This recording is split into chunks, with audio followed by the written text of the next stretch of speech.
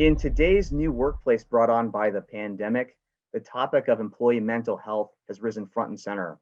The workplace is being forced to adapt to change, whether it's juggling remote work while helping kids with online learning, staying safe as an essential worker in a higher risk environment, or just finding the time to take care of our own physical and mental well being. All of us are being impacted in some way or another. In fact, according to the recent AI at Work study ran by Oracle and Workplace Intelligence, this pandemic has created the most stressful year in history, negatively impacting the mental health of 78% of the global workforce.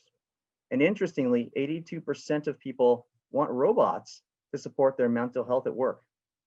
I'm extremely excited to have Dan Schauble here with me today to share his insights on this topic. Dan is a New York Times best-selling author, industry thought leader, and managing partner of Workplace Intelligence. Thanks so much for joining, Dan. So happy to be here with you to shine light on this important topic and this massive study that we just did.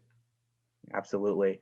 Well, actually, I took a look at the study results, and after digging in, there were a couple of questions I'd love to ask you for your insights on. The first one is that all sizes of businesses have been experiencing stress and anxiety more than ever before. That was apparent. However, the extent to which respondents strongly agreed with that goes up as company size increases. In other words, as company size goes up, stress levels go up as well. What do you think drives that? Yeah, it's interesting because it's counter to what I think most people would believe because we've heard so many of these small businesses that have closed or the suffering, they don't have the resources, right? The restaurant that's maybe down your street just closed, they couldn't have the help, they couldn't have outdoor seating.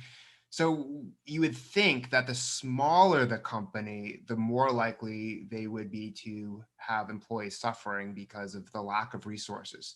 But the studies found the opposite. And my belief in this is that the leaders at the top of those companies, based on what we found, are suffering the most. And, you know, think about suffering if you have 2 employees versus 10,000 employees. I mean, you're responsible for so many more people, and therefore more stress is headed your way, not less. Harder, and that hurts your home life. And if you're the CEO or a leader of a major company, you're kind of always working, always thinking about working more so. You have more responsibilities. And so even though they have more resources, they're suffering the most. And therefore, because of the politics of being in a bigger company, a lot of the bureaucracy, a lot more is demanded on employers with bigger companies because they have fewer resources. And so it's really posed a big obstacle for these big companies and the leaders that run them because there's way more responsibility, there's way more pressure, and especially for big companies that are big public companies, they're more likely to get the negative press online. And so I think that there's a lot being expected of them and they need to rise to the occasion. But temporarily, yeah, they are suffering the most because the more employees you have, the more people you're responsible for. Yeah, that makes sense. Well, and Dan, you mentioned a couple things there, in particular about the leaders of organizations. And one of the interesting findings I also saw was that the C-suite are the most positive about remote work, despite working more hours, having increased stress and anxiety, and finding it hard to manage work-life balance. They're actually the least likely to feel overwhelmed, most likely to feel excited. And they say that they've been able to spend more time with family, was one of the common things they said. Why do you think that is? And what impact do you think that might have on the working experience for leaders in the future? First thing is, I grew up in the business world and culture hearing the phrase, it's lonely at the top. And what you just said in the survey validates that.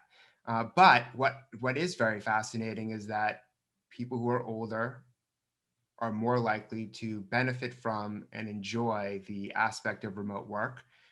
Whereas young people, they would much rather be in a physical environment doing work. And the reason for this is because college students, especially when they graduate, they see work as an extension of their college experience.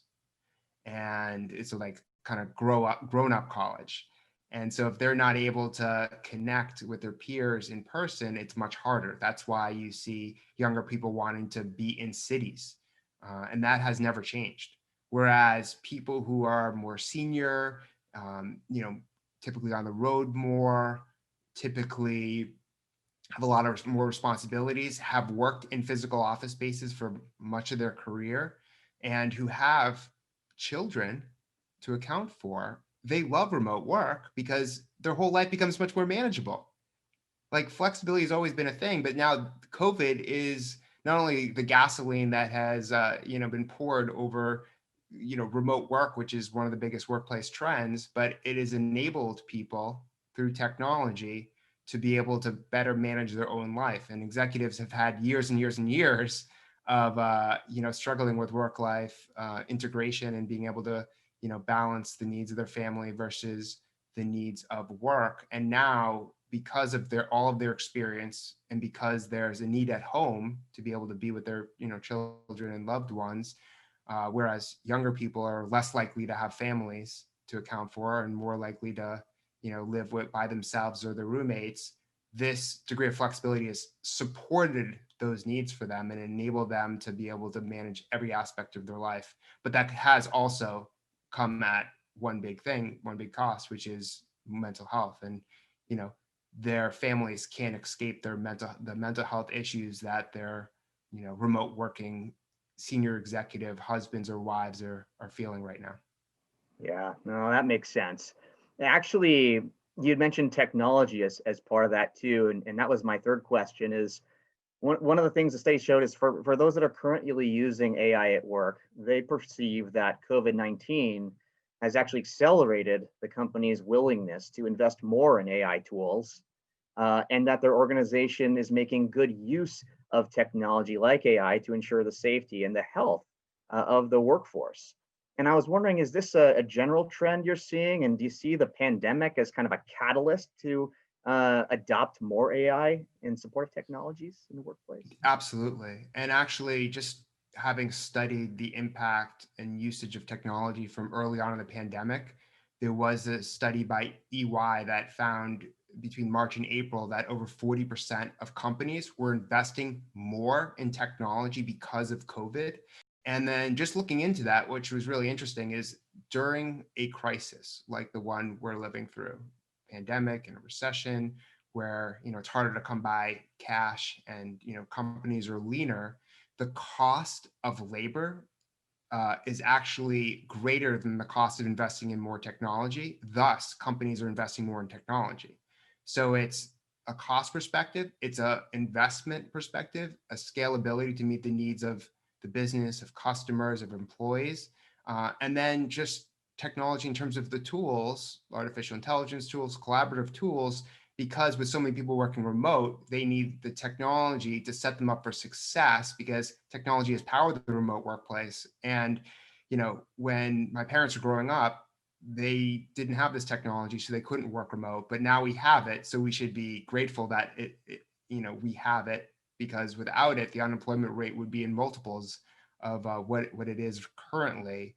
And through all this technology, these artificial intelligence technologies, it's equipped people working from home with the tools where they can get the right information at the right time to solve their problems and to make work more efficient. One of the great things that's happened now, and of course, a lot of people are suffering, but one of the nice things is that people have realized that things can be much simpler than they are.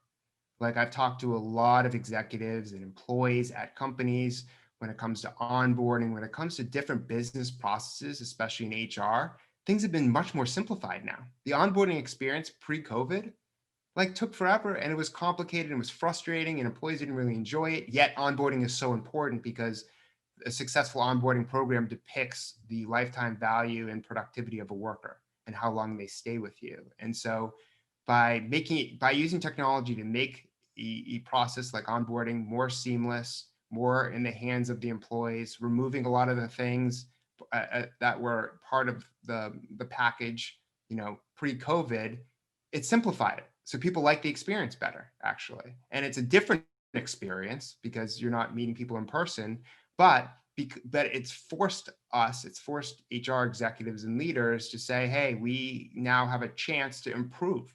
So COVID has forced the change that everyone was hoping for, accelerated the use of technology. It's not like companies didn't want to invest in technology, they just had to invest in technology. So it's forced the change that we were all hoping for, and that will push companies further, and that will enable people to successfully work for the coming future.